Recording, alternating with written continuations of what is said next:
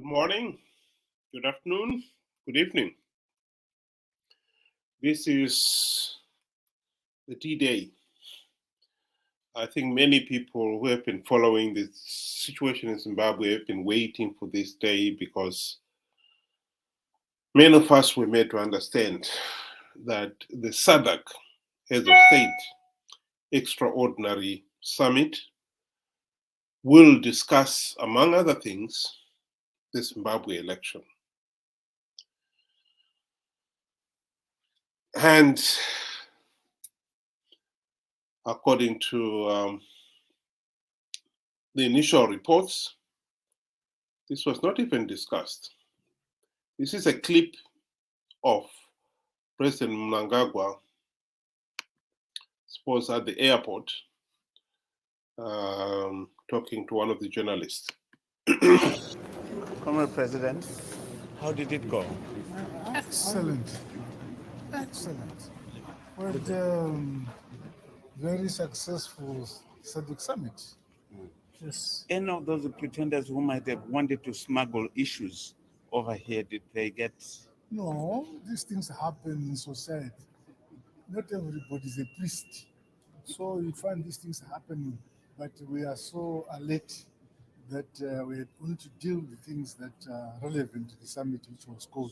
This is extraordinary, which means there was a particular subject we had to discuss. Only DRC issues. Absolutely. Thank you, Your Excellency.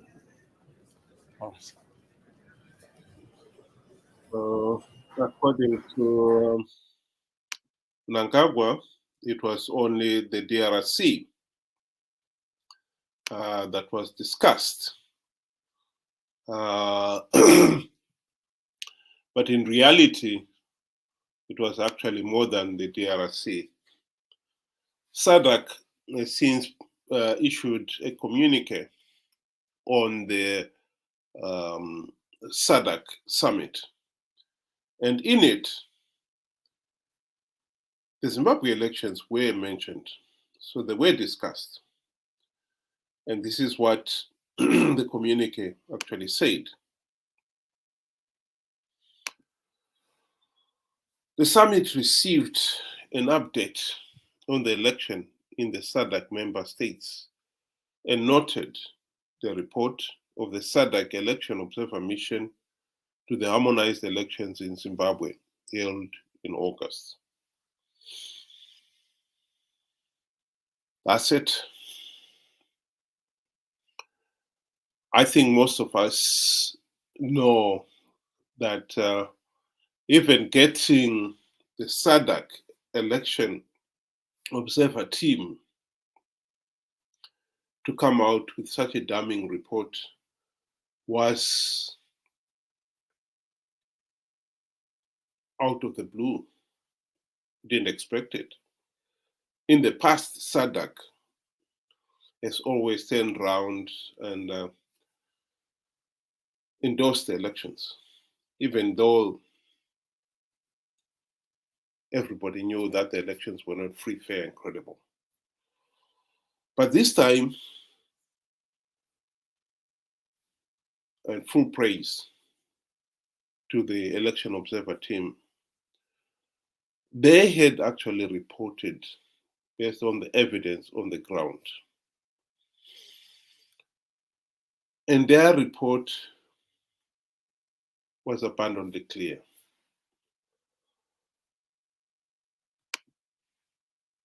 The elections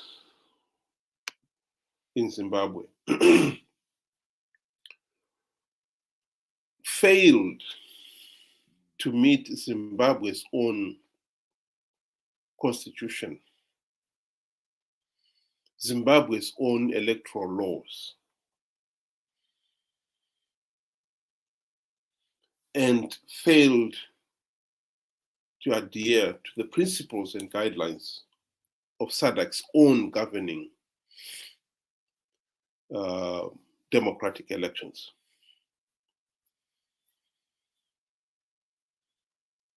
The team said so in their preliminary report, and they maintained it in their final report. This is an extract from the final report.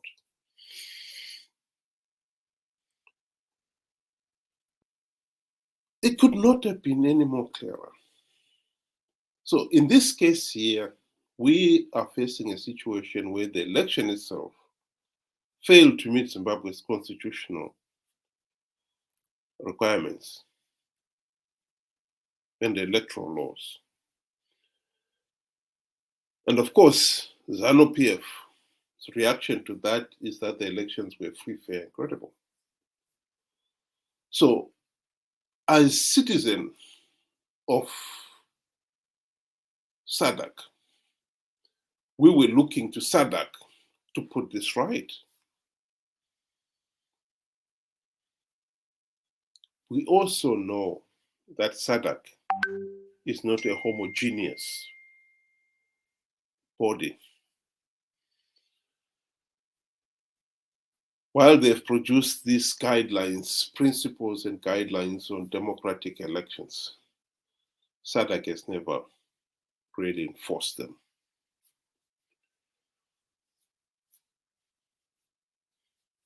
Indeed, since Zimbabwe's independence in 1980, Zimbabwe has yet to hold free, fair, and credible elections. SADC has known that, but they've conveniently ignored it. Only one time SADC came up with a similar report was in 2008. And then SADC forced ZANU-PF to go into a GNU arrangement as an interim arrangement to get the country out of this mess. We were hoping that SADC would do the same this time, but clearly there are some countries we know who, yes, once the preliminary report had been out and then the final report, they could not jolly well pretend that the report said otherwise. But they've been pushing behind the scenes for the whole region to ignore the report. ZANU-PF itself has been campaigning hard that this report should not even be discussed at a SADC summit.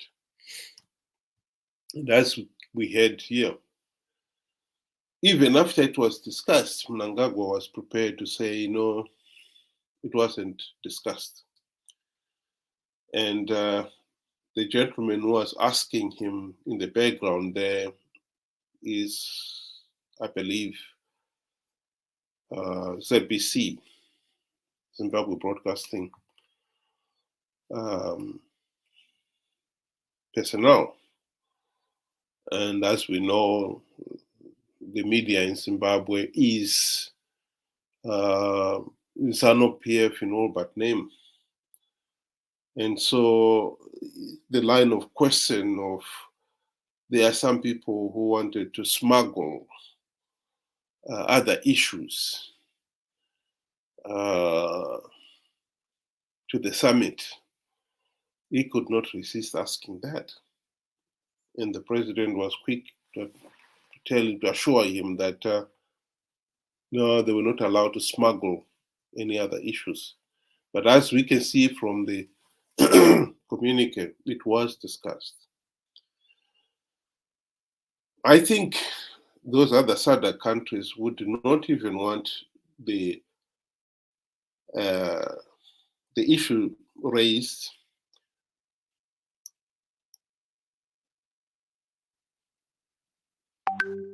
while they failed to get the issue off the agenda.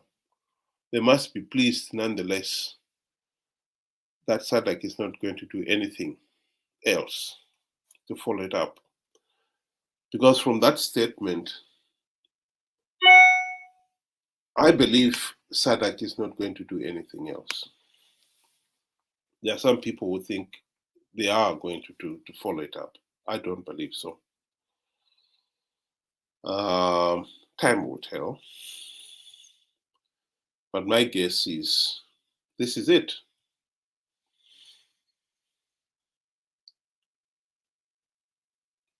ZANU-PF will be business as usual. The issue is now closed. The tragedy here, which is heartbreaking for the people of Zimbabwe, and I think all thinking Zimbabwe citizens of SADC, is that if they should find themselves in a similar situation where the government of the day fails to honor the country's own laws and uphold the individual rights to free, fair, and credible elections, they should not be looking to SADC to help them. Indeed, the SADC members who will be appointed to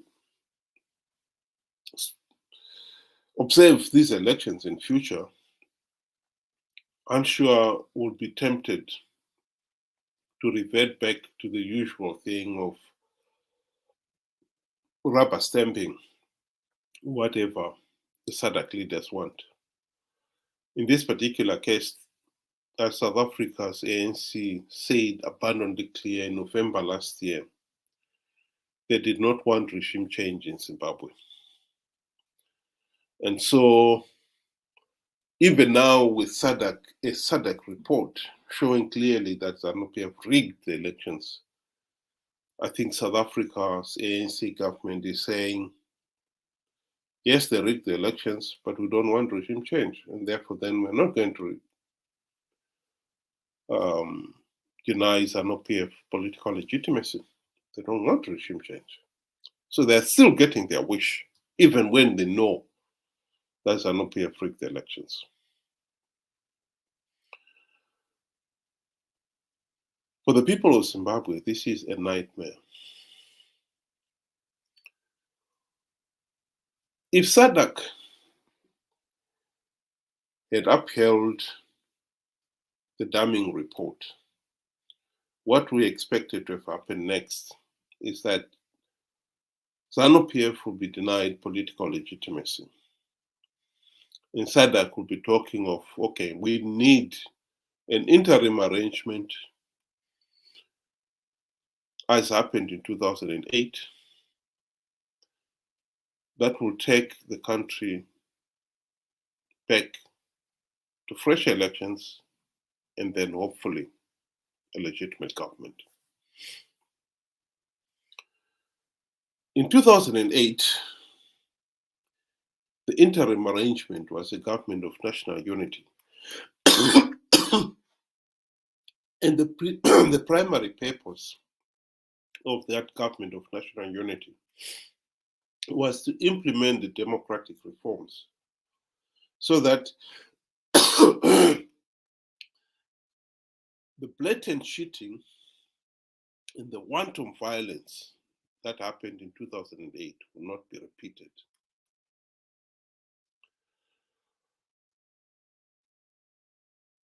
And organize the countries so that they go into fresh elections once the reforms have been implemented.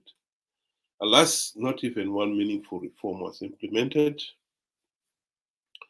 and hence the reason why we are where we are today.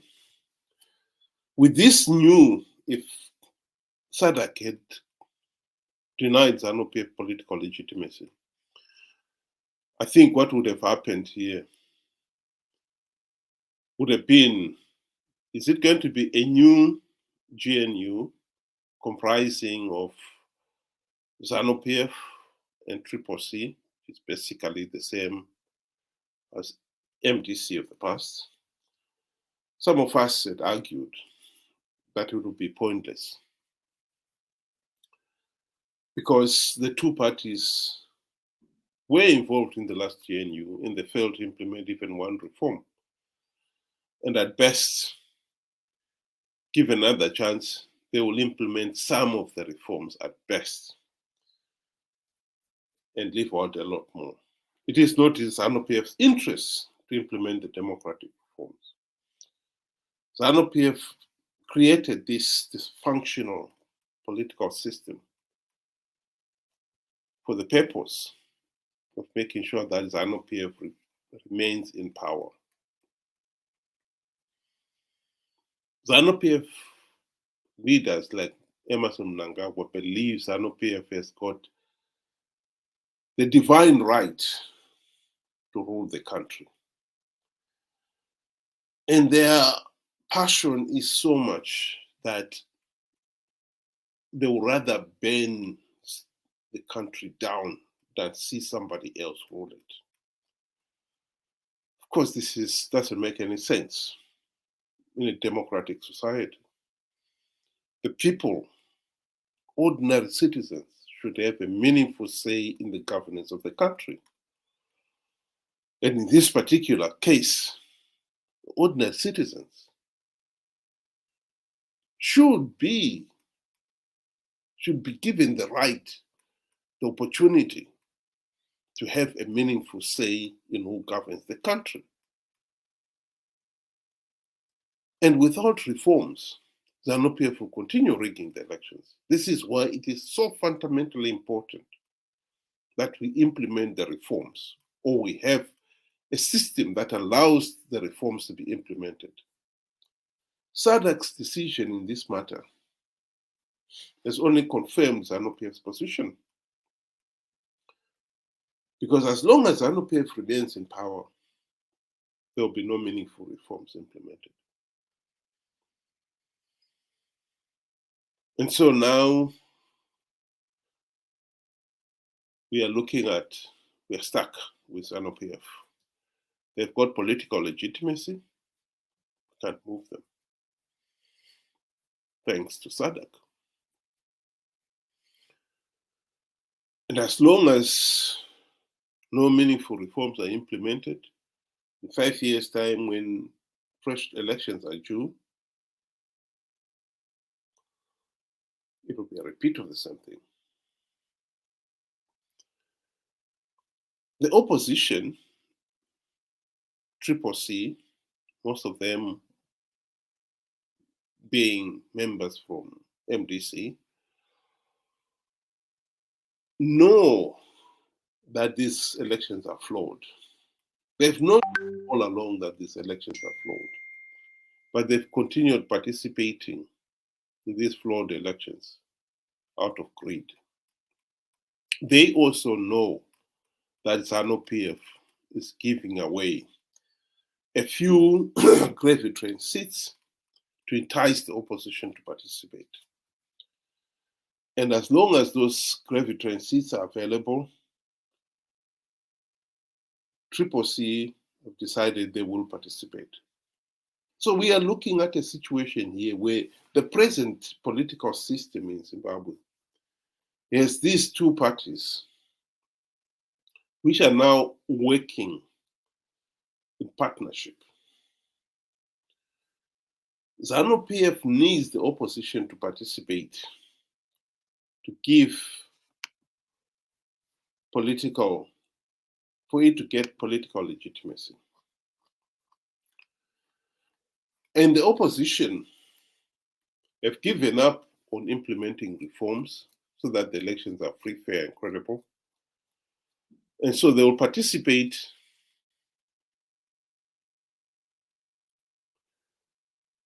purely for the purpose of getting the few gravy train seats that they know ZANU-PF is giving away to the opposition. And while, as long as they win those few seats and retain their position as Zimbabwe's main opposition party, I think the MDC/CCC leaders are content with that. Meanwhile, they will await for ZANU-PF to burn the whole country down and give up power. They will step in.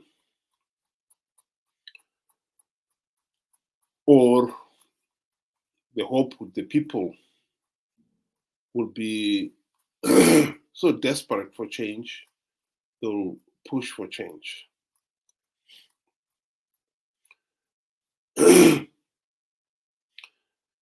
And they, as the main opposition, will always be on the sidelines, ready to benefit, they always view themselves as the government in waiting. And they are waiting for the change. They will not implement any reforms themselves. They will participate to give ZANU-PF legitimacy and perpetuate the dictatorship as long as they get a share of the gravy train seats, but otherwise they will do nothing. They'll just wait for the day when maybe the country, the people become so fed up, they go on the street. Yes, there will be many people will be killed, but at the end of the day, hopefully ZANU-PF will be forced out of power. And then they will step in. Or there may be another coup. They will be again waiting on the wings, ready to step in. So what are the prospects for Zimbabwe now? Now that SADC have decided in their infinite wisdom to take note of the SADC report and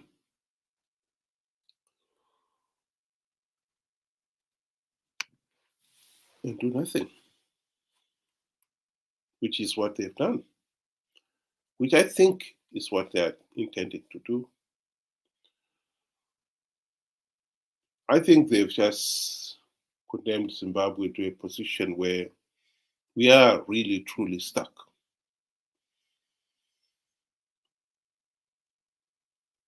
This is a nightmare.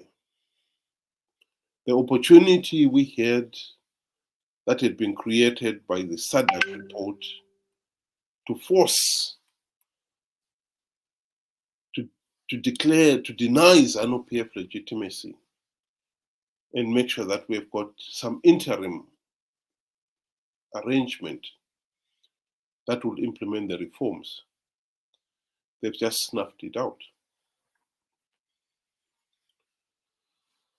Without reforms, I really don't see how the political system is going to change. 2028 elections will come, and CCC, or whichever version of it is in power at the time as the opposition, will participate for the same reason that they've been participating all along, knowing fully well the elections are flawed, knowing fully well ZANU-PF will rig them, knowing fully well that by participating they're giving the process credibility, as David Coulter noted in the extract I just shown you there from his book. And ZANU-PF will once again emerge as the winners. CCC will encourage people to participate on the promise that they've come up with winning in rigged election strategies. None of those strategies have ever worked. They're just hot air, of course. But when you follow those claims with such claims as God is in it, many people find it very difficult to deny.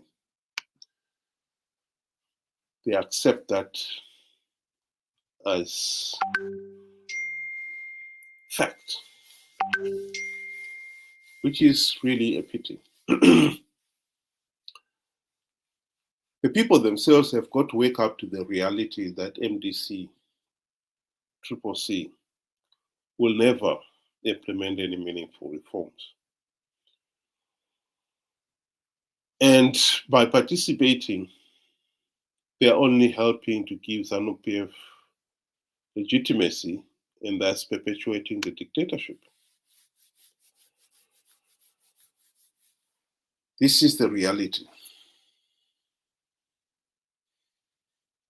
I don't know what to do. I think as a nation, we are doomed, whether we like to accept it or not. I'll just read a few comments here from, I've got somebody here on the line, Tina, saying, I believe that SADC will act on the report, but they will take their time. Mnangagwa knew the process, that once he has inaugurated himself, then he be part of the government. He's not daft. Well, I would like to believe you that SADC will act, but I don't see SADC acting here. I believe some of the SADC countries, like I said, countries like South Africa, would have had the reports swept under the carpet. But I think the way some other leaders who pushed hard for the report to be tabled and to be discussed. But as for further action, I think those other countries who didn't want the report discussed are winning the day here. But you may well be right. I don't know. My guess is it was discussed, it was noted, and that's it. If they really wanted to follow it up, they would have said there will be further discussions. And given the urgency of this matter, that we have got an illegitimate government in Zimbabwe, you would think SADC leaders, they were gathered there. They would have said, okay, we all have read that report.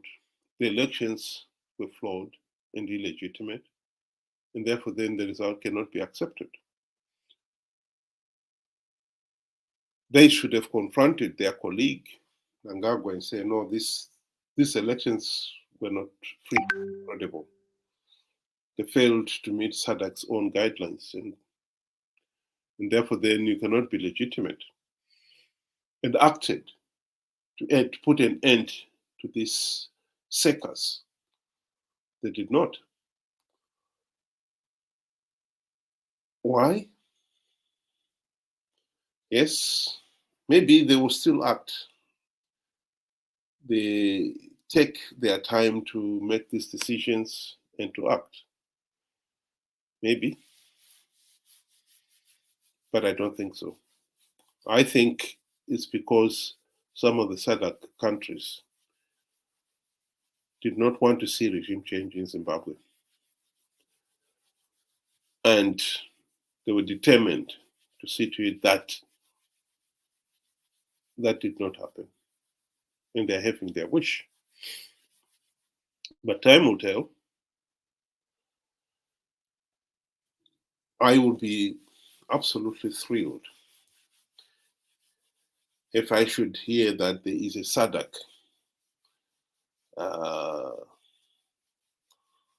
delegation in Zimbabwe to discuss the issue of the rigged elections. And that SADC has publicly acknowledged that the elections were rigged, and therefore then the ZANU-PF regime is illegitimate. But watch this space. Another comment from you, Tina, was what about, I think you're talking of Tsavango. How is he going to be part of this? Looks like he will be also be part of the government. Well, that is another interesting development. If SADC had acted actually decisively on this matter, then this issue of the recalled CCC MPs and senators would be irrelevant, because if the election process was flawed, ZANU-PF elected officials would be illegitimate just as much as CCC elected officials would be illegitimate. And the very fact that within weeks of being declared the winners, CCC elected officials were being recalled, again underlines the serious problems within our opposition. The last parliament, the opposition were not even there because they were busy fighting among themselves. The fighting started when the High Court judge ruled that Chamisa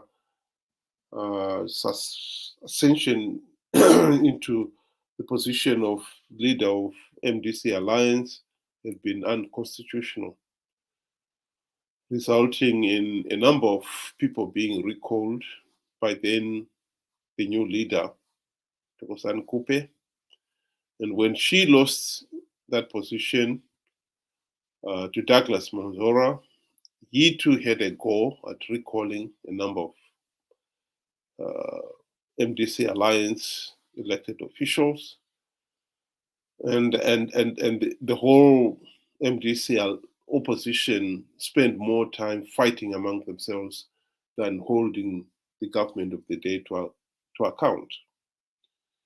And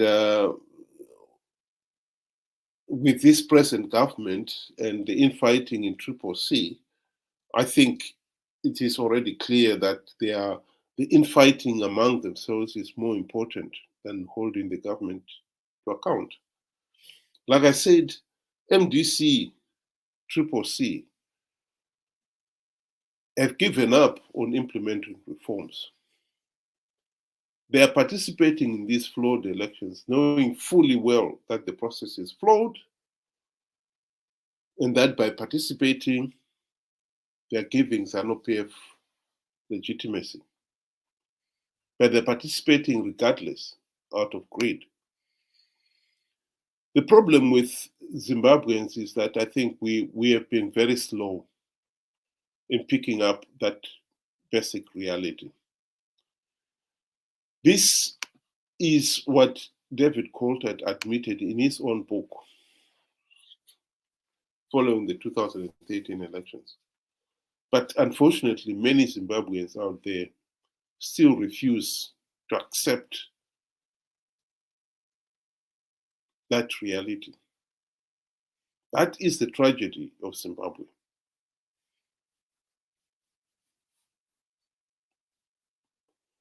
As long as there are no democratic reforms, the present dysfunctional political system we see in Zimbabwe will continue. That is a fact. The only way there will be regime change is through violence, street protests, and military coup. Those violent changes do not guarantee a stable democratic system. And in some cases, of course, they've made the situation worse. If you look at countries like Libya, they thought that getting rid of will bring peace and stability to that country. It didn't. It broke the country up into small warring factions, and they've been at each other's throat ever since. The only way you can have peace, stability, is by implementing democratic reforms and restore the rule of law. Nelson Chamisa and Tendai Biti, and even when they were in the GNU, they were never interested in implementing reforms. It is common knowledge that Morgan Tsvangirai was influencing the top brass in the police, in the army, in the CIO, promising them that MDC government would not touch any of their benefits. They only have to pledge their allegiance to him. In other words, MDC and now CCC will willingly accept a corrupt top brass in the army, in the police, and so forth, and give them the same benefits, the looting of diamonds and all this other wealth. Let them retain that as long as they switch their allegiance to CCC. Whereas in reality, when you're talking of rule of law, we need to restore rule of law, where if you are in the army, in the judiciary, wherever you are paid a salary which is what anyone would expect in a free society. And it doesn't require you to have your political allegiance to anybody. But that is what you get. There is no extras. What we saw in June this year, for instance, magistrates, judges being paid US $400,000. That is not part of their package. Everybody knows what was happening there. They were being bribed. And CCC, if those judges switch their allegiance to him, what CCC are saying, those benefits, you retain them. Some of those benefits are continuous. Some of those people, civil servants, senior individuals in the military and in the police get, for instance, an executive car every 5 years. How you can justify buying new cars, Mercedes-Benz, for all the judges, for instance, every 5 years when the hospitals have no ambulances? You cannot justify that in a truly democratic country. Those are bribes.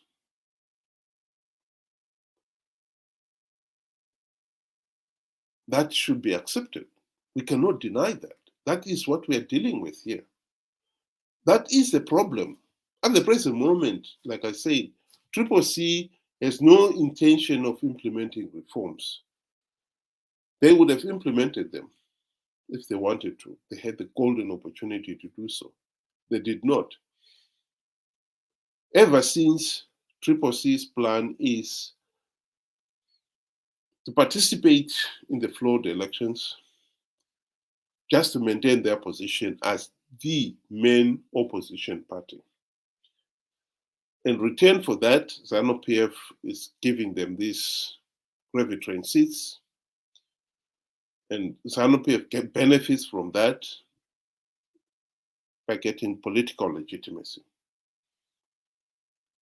Meanwhile, CCC will hang on to that position in the hope that sooner or later ZANU-PF, people get sick and tired of ZANU-PF and would want the regime out. And that's when they will take over. As for themselves, they are not going to lift a finger to do anything else. They will be telling people to encourage them to participate, promising them that CCC is going to win big. We have plugged all the vote-freaking holes, knowing fully well that that is nonsense.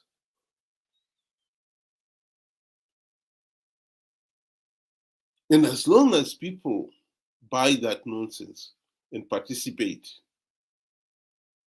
ZANU-PF gets its legitimacy, CCC get their share of the gravy train seats, and the regime, the dictatorship is perpetuated. We are not getting out of this cycle easily. I think that is the most important message I would like to leave out there. SADC has closed the door, which was our exit to get out of this mess. If SADC had denied ZANU-PF political legitimacy, we would have been forced into a new government of national unity or national transition authority, in which the primary task would have been to implement the democratic reforms. And implement the democratic reforms, you will transform this dysfunctional political system and allow a meaningful democracy to thrive and give the country a chance to have competent leaders. The present political system will not allow competent leaders to emerge. And that is what we are stuck with.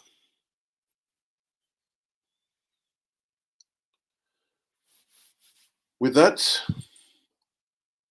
I would like to thank you very much for listening. And it is a depressing note to end it, but that is the reality in Zimbabwe. We are in a serious mess, and there's no pretending otherwise. We are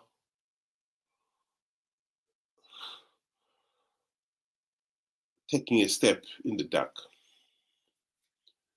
We thought there was a light at the end of the tunnel. There's no light at the end of the tunnel at all. I think what SADC has done today will go down in history as one of the really tragic moments in the regional body history. They are now ignoring their own report that condemned the elections as flawed, to endorse a regime that has rigged the elections as legitimate. That could not be more outlandish than that. Absolutely ridiculous. It's unbelievable that SADC would come to such a foolish position, but there it is. Some people, like I said, believe that no, they are going to follow this up. I hope I'm wrong. But at the present moment, to be quite honest, I don't see any signs that is ever going to come true. The signs are this is the end of the road. those SADC nations that did not want regime change in Zimbabwe are having their wish. And we, the people of Zimbabwe, are paying dearly for it. Not for the first time. And no doubt, not for the last time. So, here we go. Thank you very much for listening, and good night.